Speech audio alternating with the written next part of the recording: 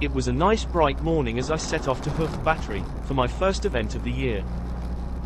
Overnight heavy rain had left both the roads and fields flooded in several places. It was windy, as Storm Kathleen was slowly moving north up the country. I must have been lucky on my trip, as other people set off in rain. I got there early, so there was still lots of setting up going on. I parked up where I was last year, leaving a space for Andy's 9th Air Force Jeep. It clouded over fairly soon after I got there, with quite a strong wind from the sea. Fortunately, the battery courtyard is quite sheltered behind the gun emplacements, and the wall around the rear of the site.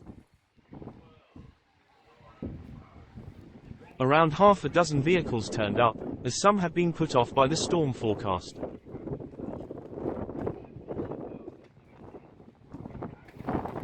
There were also several dioramas and equipment displays, both within the courtyard, and up on the grass around the gun emplacements.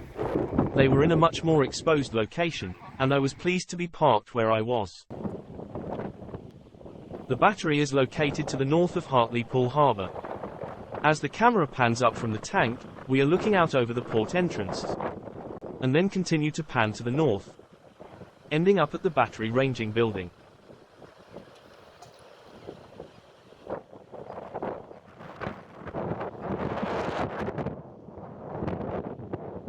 Here's a selection of pictures of the visiting vehicles.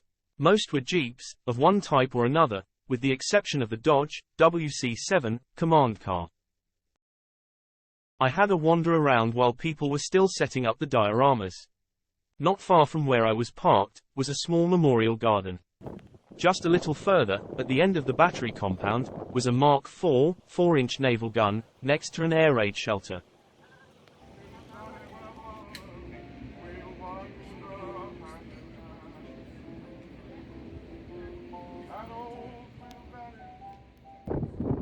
We are now standing behind one of the gun emplacements.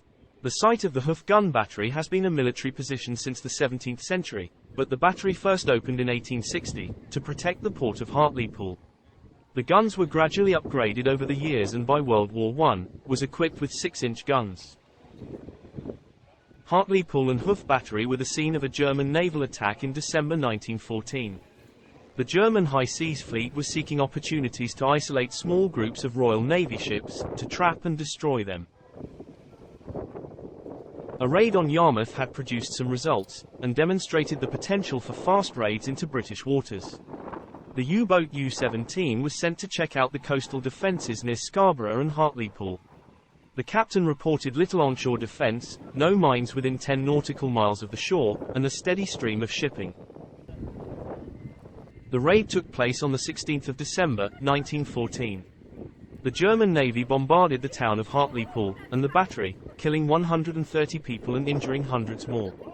The German ships fired 1,150 shells, striking the steelworks, gasworks, railways, 7 churches and 300 houses. On the same day, German warships also attacked Scarborough and Whitby, in North Yorkshire, but Hartlepool was by far the worst hit. Private Theo Jones, a former head teacher from Leicestershire, was the first person to be killed in the bombardment, and also becoming the first soldier to die on English soil during the war. In the ranging building, there are pictures of the 3 German warships that took part in the raid. There is also a painting of these ships on the glass of the building, so they appear at sea, when viewed from here. Moving down from the top of the battery, I took the stairs down to the magazine and workshop area.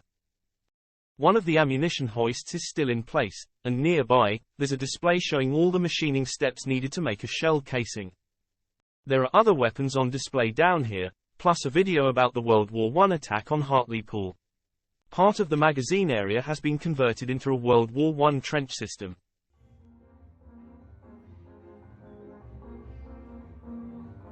A small side room was used by the Royal Artillery. This was used for equipment to calibrate the guns. For major maintenance, the guns would be returned to the manufacturer in Newcastle.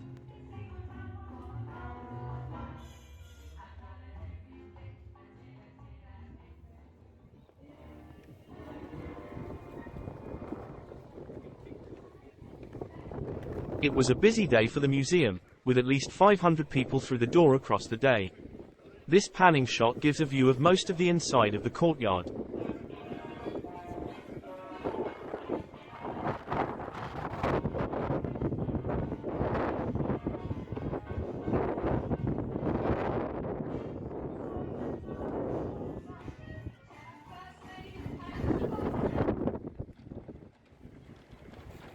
The sun came back out after lunch, but as the storm moved north, the wind strength picked up to the point where it snapped the flagpole, located in front of the ranging building.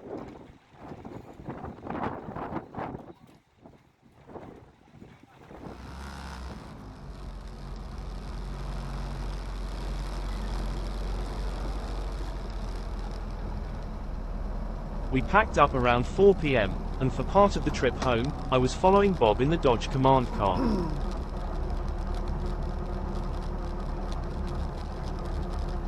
I'll leave this video with you enjoying some of the ride home. Thanks for watching and don't forget to like and subscribe.